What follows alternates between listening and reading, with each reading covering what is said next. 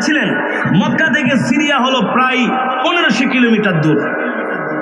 তো প্রচন্ড রোদ্রের মধ্যে তাপে যেতে যেতে নবীজি অসুস্থ হয়ে গেলেন। বয়স তো বেশি না। চাচা আবু তালিব তাকায় দেখলেন নবীজি অসুস্থ হয়ে যাচ্ছেন, ঘর্মাক্ত হয়ে যাচ্ছেন। তো নবীজি চাচা আবু তালিব বুদ্ধি করলেন যে ভাতিজাকে কোনো একটা জায়গায় নিয়ে একটু ঠান্ডা জায়গায় একটু বিশ্রাম করাতে হবে। কিন্তু মরুভূমি, গাছপালা তো নাই, কোথায় বসবে, কোনো জায়গা নাই।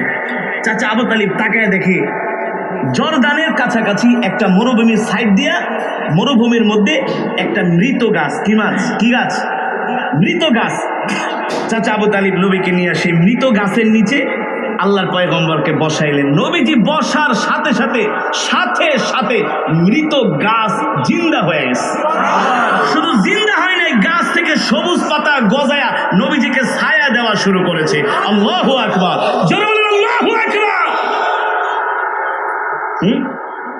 এখনো পর্যন্ত জর্দানের সেই মরু এলাকায় 1450 বছর আগের গাছ এখনো আছে। বৈজ্ঞানিকরা বলে, আমাদের বৈজ্ঞানিক থিওরিতে আমরা বুঝি না যে একটা গাছ এত বছর ধরে বেঁচে থাকে কেন। সেই এলাকার মুসলমানরা বলেছে এটা আল্লাহর নবীর একমাত্র বরকতের কারণে। আল্লাহু আকবার, আল্লাহু আকবার।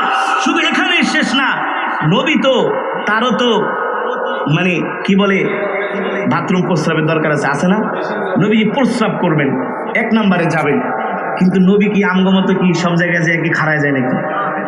আমরা যেমন চেন খুইলা বসারও দরকার হয় না, একেবারে চেন খুইলা সোজা আমরা খাড়ায় যাই দক্ষিণা বাতাসে, আর কাম সারতে থাকে, আর বাতাসে কত সুন্দর এইসব প্রস্রাবগুলো গায়ে মাখে, মুখে মাখে।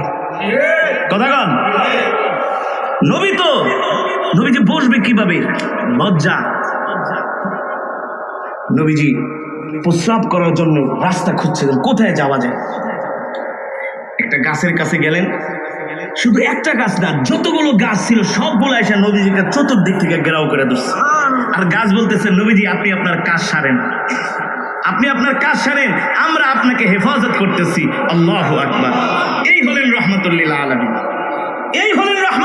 আলামিন, যাকে পৃথিবীর সব মাখলুক চিনেছে, এমনকি বনের হরিণ পর্যন্ত চিনেছে। উট আমার নবীকে দেখে সালাম দেয়, আসসালামু আলাইকা ইয়া রাসূলুল্লাহ। নবী বলে, উট সালাম দিলি, সালাম কেন দিব না? আপনি কি আমার নবী না? আপনি তো আমার নবী। আল্লাহু আকবার।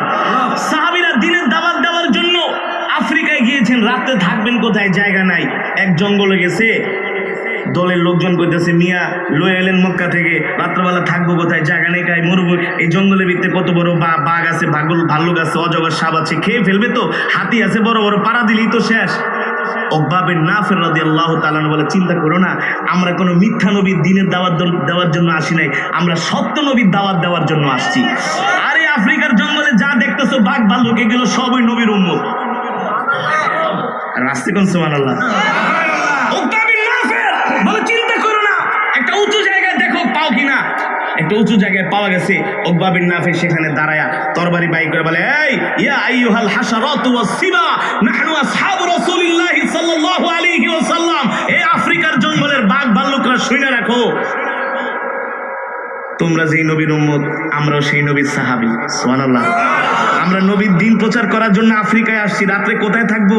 কোনো মুসলমান নাই, সব কাফের, আমাদের জায়গা দিবে না।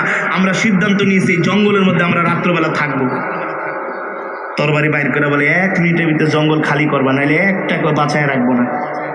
উকবা বিন নাফির তরবারি বাইর করে বক্তব্য দেওয়ার সাথে সাথে আফ্রিকার জঙ্গলের বাঘ ভাল্লুকগুলো তারা সিরিয়াল দিয়ে জঙ্গল খালি করে দিচ্ছে।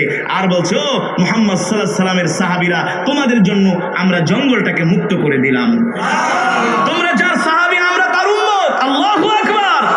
তোমরা রাত্রবেলা জঙ্গলে থাকো, আমরা তোমাদের নিরাপত্তার ব্যবস্থা করব। এই হলো আমাদের নবী রহমাতুল্লিল। এবার মুসলমান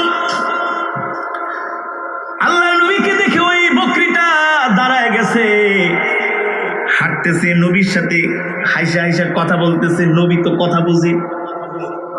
ছাগলের বকরির সাথে নবীজি কথোপকথন করতেছে, তুই কয়দিন ধরে অসুস্থ? বলে, এতদিন ধরে।